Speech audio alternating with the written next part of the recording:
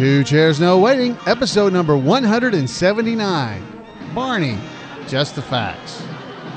Two Chairs No Waiting is brought to you each week by the fine folks over at Weaver's Department Store at weaversdepartmentstore.com. Drop by over at Weaver's, and I'm sure you're going to find things that the Mayberry fans in your life are going to enjoy. So drop by over at weaversdepartmentstore.com. Two Chairs No Waiting is also brought to you by Audible.com. Drop by audibletrial.com/2chairs and get a free audiobook. You got a 14-day free trial, and you get to keep that audiobook for free. You get to keep it. It's great. Hey, folks, I'm Allan, Newsome, your host for Two Chairs No Waiting, and it's great to have you with me. We've been in the chat room before the show started tonight, so I invite you guys on Monday nights, normally on Monday nights, to drop by the live.twochairsnowaiting.com website, and you can be a part of the chat room as well, because the title for tonight's show, Barney, Just the Facts, came from Matt, who goes by FarmerSamJones, in our chat room. So you can be a part of the show, and Matt got to actually name the episode because I didn't have a name. I was telling him what I was going to talk about tonight, and he came up with it. So it's a lot of fun. There's 19 people in there right now visiting, and you could be a part of that as well. So I invite you over. What's more Mayberry than visiting with friends? So head on over. Now, what we're going to be talking about is the Mayberry facts, and we're going to focus on Don Knotts. Now, before I do that, last week's episode was Where is Mayberry? And last week, I had the question somebody had in the chat room asked, was the population of Mayberry. What was the population? Well, I didn't know at the time, but I looked it up in the Andy Griffith Show Book by Ken Beck and Jim Clark. They've got a great section in there about the history of Mayberry, North Carolina. You can get that book over at weaversdepartmentstore.com. I'll have a link to it directly in our show notes. So I encourage it. Great book. Jim Clark and Ken Beck, great job writing this book. And it's written as almost a history book of Mayberry itself, of the people there. So it's written in that format.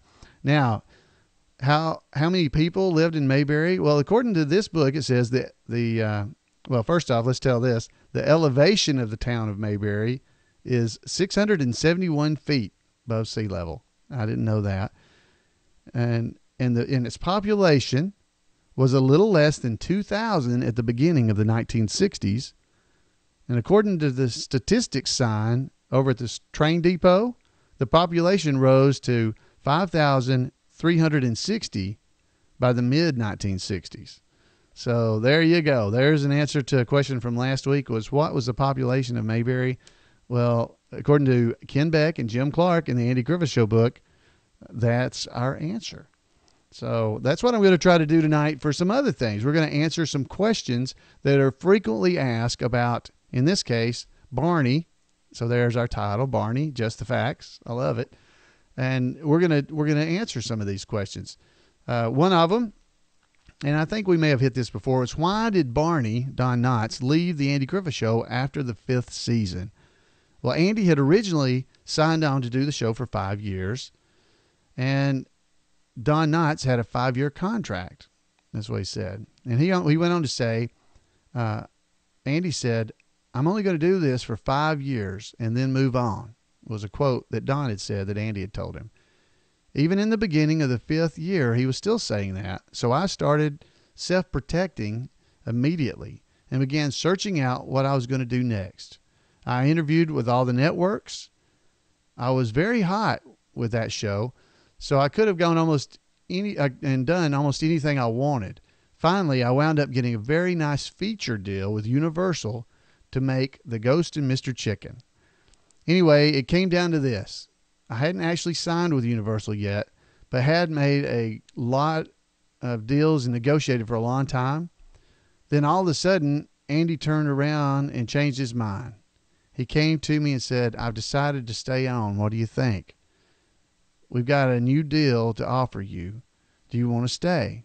But by then, I had already committed myself to Universal, where I had an opportunity to make features. Although I didn't have a production company, they gave me an office and my own writers and a 5-year contract. It was a nice deal. And by then I thought it was time for me to move on, so I did. I came back and did a few shows with Andy. I used to kid with them back when I came back. I'd say, "Are you still working with that little screen?" Then they'd yell, "Here comes the big movie actor." Anyway, so that's Don Knotts' own reason. He spoke out and said that was why he left the show after the 5th season.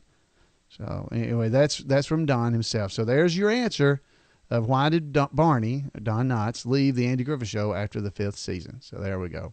Here's another one that's very common. Is it true that Don Knotts was a drill instructor in the Marine Corps? And I may have answered this before, but to the best of our knowledge, this is coming from Dell Robinson. He was a co-author of a book called The Definitive Andy Griffith Show Reference. He says, to the best of my knowledge, Don Knotts was attending college when he enlisted in the Army. He served 2 years in the Special Service Division. I don't believe he was ever a drill instructor nor ever in the Marine Corps. And that's Dale saying that, and that's my understanding as well. Don was not a Marine Corps drill instructor. Even though that's a very common thing you'll see on the internet, it's not true. So don't let them trick you into that. So let's go on here. Well, here we go. What are the words to the tongue twister that Barney recites for Opie? Well, someone asked about Barney using the tongue twister, and I remember the line well. This is coming from Harvey Bullock, by the way, the writer. He said, I remember the line well. It was in an episode I wrote. That twister was taught to me by a private elocution teacher way back when I was a teenager in high school in the 30s. I and my folks paid for her standard fee of 50 cents an hour. With my parents, or why did my parents, were they concerned about my speech? I'll never did find out. That's what Harvey said. I never did find out. The twister went like this. It was, with sturdy wrist and loudest boast, he thrust his fist against the post and still insists he sees a ghost. So that's what it is. And Harvey says, keep up the great work on the bulletin board. All the best from Mayberry, Harvey Bullock. Now, Harvey Bullock was a writer of the Andy Griffith Show, wrote, I believe, 32 or 36 episodes. It's lost in my mind right now. But he wrote a lot of episodes about the Andy Griffith Show, and this was the one in particular. He was answering this question for us. What are the words to the tongue twister that Barney recites for Opie? The words are, with sturdy wrist and loudest boast, he thrust his fist against the post and still insists he sees a ghost. That's as fast as I can do it. So you can practice that yourself. And if you want to see the answer to this is in the Mayberry Facts. If you go to mayberry.info and click on Mayberry Facts and go to Barney, you'll be able to find the words to that and Harvey's answer yourself. So you can go and read it and try to learn it and say it with sturdy wrist and loudest boast. He thrust his fist against the post and still insists he sees a ghost. That's Barney's tongue twister. Let's see here. And there's just so many very neat things like that. Now, there's one that we've had several different answers, and so I'm going to read these all to you. In Barney Gets His Man, the episode, Barney says, bread and butter. Is that a line? Is it supposed to stand alone, or do they edit out something? That's a question we've got. And people, the answer that we have is this. That scene is intact. Barney's bread and butter line was written as a freestanding line, though one dripping with irony that Barney is actually quite scared about encountering escape convict Eddie Brooks. Barney obviously is trying to convince himself that it's just a routine situation or bread and butter. Now, that was one of our answers we had, and we also received this as a related note to that. It says, I'm sorry to disagree with your reply, because that original answer came out of the August e-bullet. I don't remember of what year, but the bullet of one year. It says, I have to disagree with your reply in the August bullet regarding Barney saying bread and butter and Barney Gets His Man.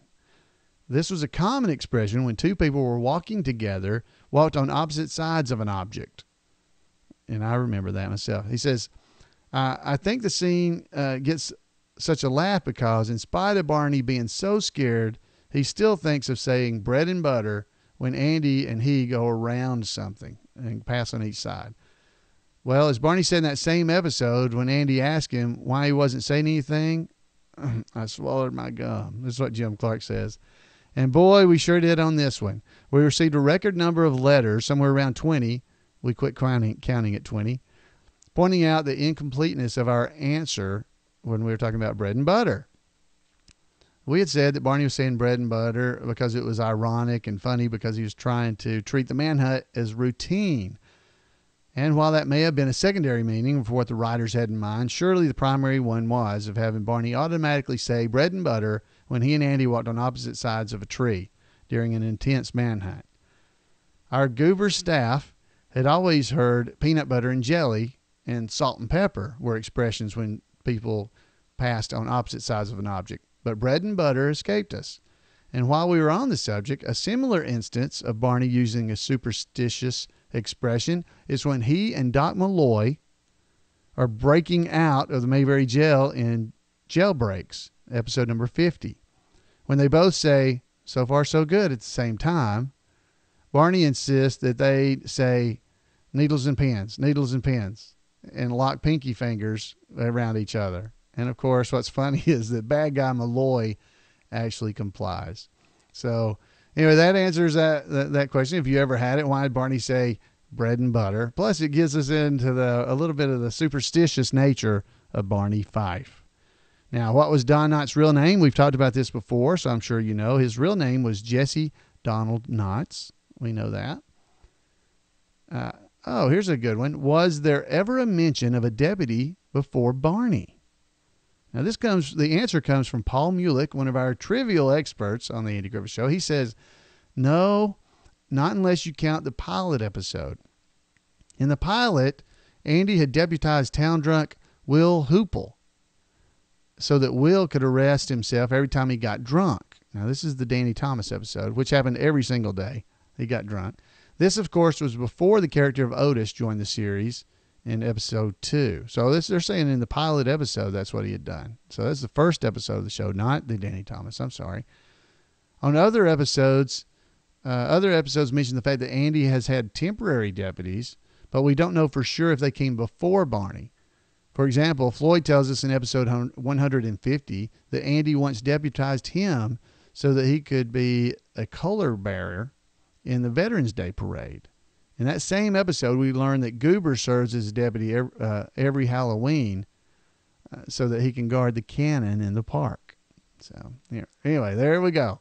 Now, here's a little bit of trivia for you that's not really necessarily a huge question, but listen to this. On Jeopardy, the TV show Jeopardy, everybody knows the theme to Jeopardy. On Jeopardy, one of the questions was about a fella named Duncan Fife who made furniture. Is this the same fella that Barney thought he was kin to in episode number 25, A Plaque for Mayberry? Well, Paul Mulick has the answer on this too. Duncan Fife was a famous cabinet and furniture maker from the Boston area. He lived, I think, during colonial times, about 200 years ago. I'm sure somebody will correct us if we're wrong on this, but Paul says, I was watching a show on the Learning Channel a while back. I forget the name of the show, but it was hosted by two silly guys who talk about furniture and home repair. One day, one of them said he had an old piece made by Duncan Fife. The other guy said he liked it, but his was made by Barney Fife. So that's so Mayberry is everywhere, folks. If you just keep watching, you'll find more and more of it as you go throughout your day. That's great. Now, this is a question that we've gotten before, and I don't know if you've ever heard this. Barney says something like this. He says, your kid cost me 3,478 simoleons, or something like that. It sounds similar to that. That's what the guy says. Does anyone know what Barney was saying and what the term means? Now, I never thought about that, but they ask, is it a foreign currency? Well, the term is simoleons. That kid of yours cost me 3,478 simoleons, because that's a slang term for cash.